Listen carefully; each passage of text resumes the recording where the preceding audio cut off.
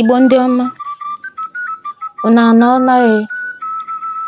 N'ihe ọmụmụ anyị nke ụbọchị taa, anyị ga-aga n'ihu n'ịmụ ọnụọgụgụ Igbo. Nke taa anyị ga-amụ site na 21 ruo na 40. Our topic today is counting of numbers in Igbo. We are going to be counting from number 21 to number 40. If you are ready, let's begin. 21, 21, 22, 22,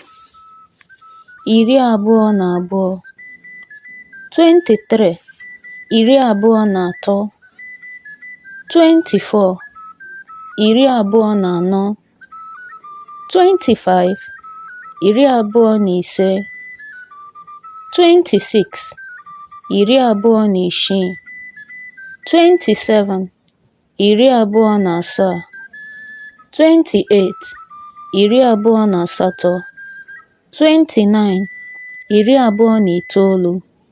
30, 30, 31, 31, 32, 32, 33, 33, 34, 34,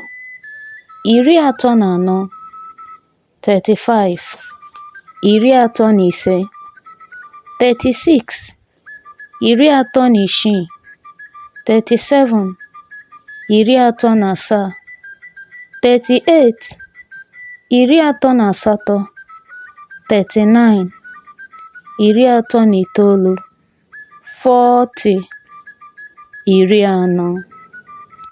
Ọ dị mma, ebe a ka anyị ga-akwụsị ihe ọmụmụ anyị nke ụbọchị taa. Biko, gbaa mbọ ka ị na-amụgharị ihe ọbụla nke anyị mụrụ.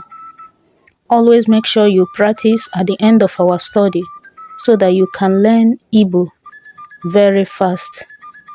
I will see you in our next class. Daalụnụ, ka emesịa.